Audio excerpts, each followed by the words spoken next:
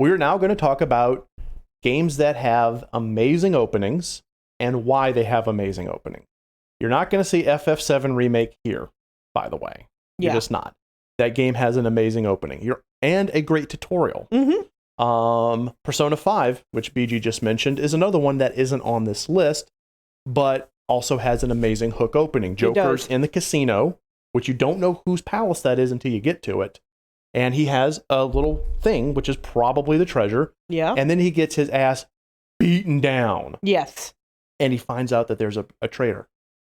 That's a great way to start. It's a very good way. That's a great way to start. I don't mind the fact that after that, I have 2 hours of chatting with Ryuji and An before a black cat brings me into a palace of a molesting teacher. You know, just before we jump into this, another game that I say has a really good hook opening is, of course, Fallout New Vegas. Oh, that is a great opening. Great hook.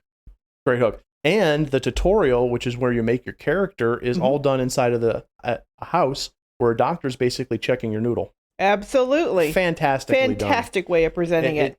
And not to shit on Fallout 4, but it juxtaposes so strongly. New Vegas has such an amazing starting sequence. It's New Vegas all the way. Fallout 4, not so much.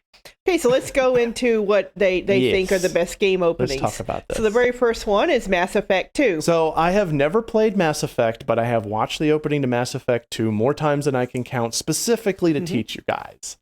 Holy shit. Very good. They blow the Normandy up and Shepard is hurled into space where you think he's going to die. She's going to die. What the hell? So Mass Effect is a trilogy. I'm not counting Andromeda. And you spend the entirety of Mass Effect 1 building up your Commander Shepard and his thing against the Reapers. You start to get to know characters like Garrus, Ashley, Kaidan, and the rest of them. Someone dies during the climax of Mass Effect, and it's one of the people who you've grown close to over the course of the game. So you have this already saga-driven drama, and you are highly attached to the Normandy, the crew of the Normandy, and your character of Commander Shepard. You have this connection. And then this shit happens at the beginning of the game. Yeah. I mean, I went off on a bit of a tangent, guys, for a game I've never played, but I mean, this is ballsy. Yeah, it is. This was ballsy for BioWare to do this.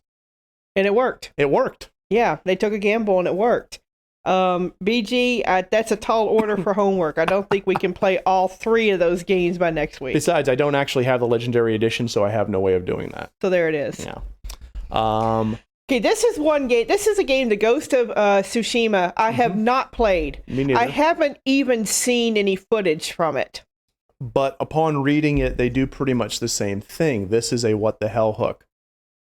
This is a hook where they throw you into this visual narrative beauty of just what's going on, and you're dropped into... Now, I do know that you're dropped into gameplay after this. Yeah, you are. But in this instance, just reading this and then watching that opening sequence, you lose. It's like you start the game losing.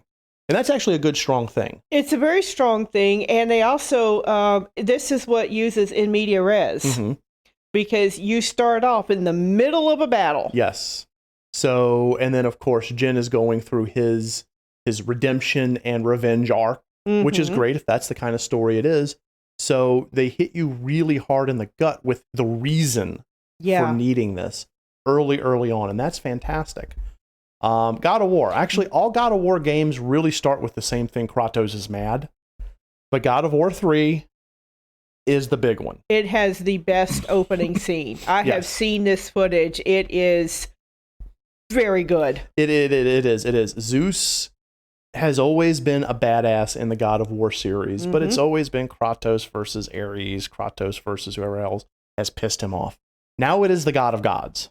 Yeah. And Titans coming up Mount Olympus. Just what the fuck? And that just draws you into this story where you know, as the third God of War game, you're going to be playing the big ball with the big boys. Yes, you are. This is the big one. And that just makes it so much stronger. BioShock, arguably one of the best games I've ever best FPS games I've ever played. I don't even have to look at this to know how it starts. You start with your character looking at a present on a plane, and you see the phrase, "Would you kindly?" And the next thing you know, the plane has crashed. It's on fire. Oh, it's sinking. Oh, everybody's dead.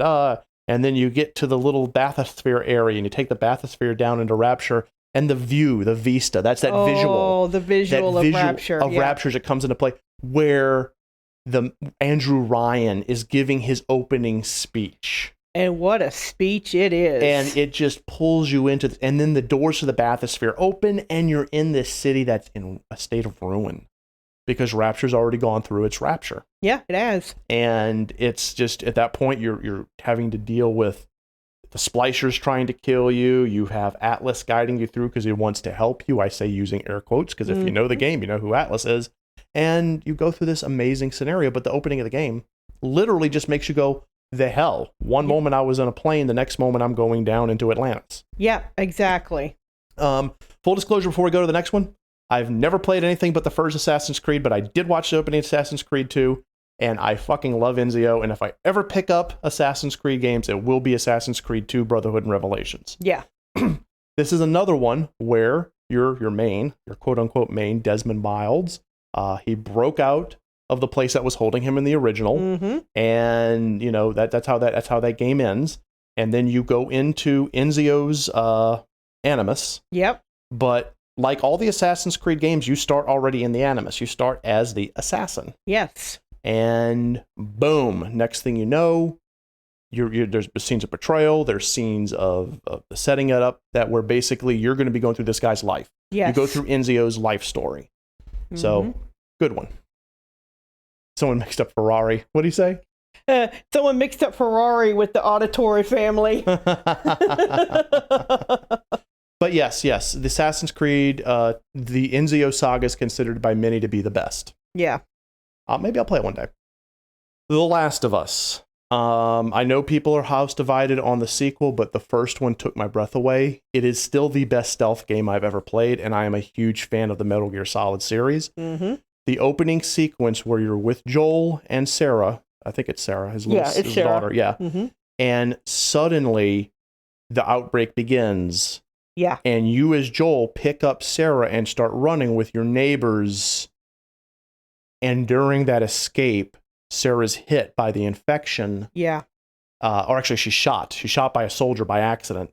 And you hold your little girl, because she's like 12 years old. She's a kid. She's a kid.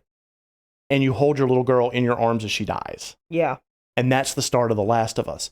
And the fact that The Last of Us is a story of a man who has lost his child connecting with a slightly older girl, but another girl nonetheless, and becoming that surrogate father and having that father-daughter relationship over the course of this game, despite the fact that Joel does not want to be a dad anymore because he only lost his one kid. He lost Sarah. Yeah. So that opening sequence gives you, the player, this massive connection to this character, as well as makes you go, oh shit, how is he going to bounce back from this? Exactly. Because any parent out there, that's not something you'd bounce back from.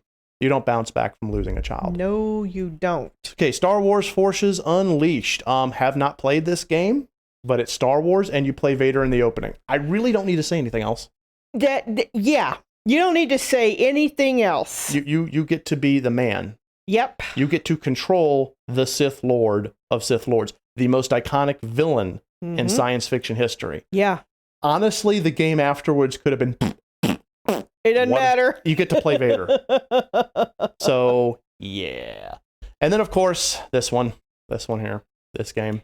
Now, I'm going to have to disagree with them, I think, on Skyrim having a great opening. Well, because it actually doesn't. It is visually. It's a visual hook. A visual hook if it's properly modded. Yes. And the opening doesn't get good until after the dragon appears. Yeah, when Alduin shows up. Yeah, you have this entire 7, 8, 9 minute sequence of absolute frickin' boredom. Now, okay, so everyone's making comments. First off, yes, Patchen, welcome to the stream. Yes, you're finally awake. This intro has become meme worthy. At this point, it is in It is in the Hall of Fame for the most overused beginning ever. Mm-hmm. And I like what Burke says. It's not practical. That's true. And Wrath, it's okay. All of you are correct, but I want to dial it back to 2011. Okay? When this game first starts for the first time, it is amazing because you're seeing this world, this beautiful vista, while you're in this cart. Even if you're not a fan of the Elder Scrolls, you're a fan of games with graphics.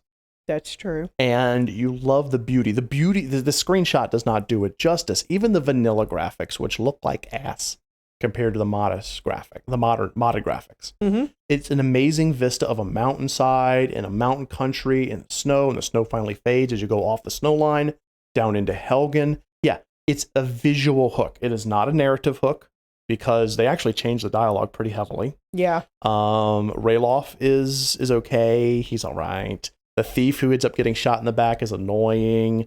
Ulfric is gagged. Mm-hmm. He's gagged. You're getting that. You know, it's just it's not narratively that great, and the gameplay is pretty much until Alduin shows up. Right. So yeah, it's just the opening to Skyrim. The first time you see it is impactful. The 200th time you see it, no thank you. No thank you. That's why alternate start mods are a huge thing in this game. Breath of the Wild. So yes. Breath of the Wild, again, have never played, don't own a Switch, is Link waking up. It is Link waking up, to Zelda, and you're seeing a thing, the constellation ceiling. So most Zelda games do not start really well. Most Zelda games start pretty much with either talking about the Hero of Time or talking about the Triforce, and it all holds back to the original Zelda game, which was originally just a wall of text. And then you hit enter, and it's dangerous to go alone, take the sword. Yeah.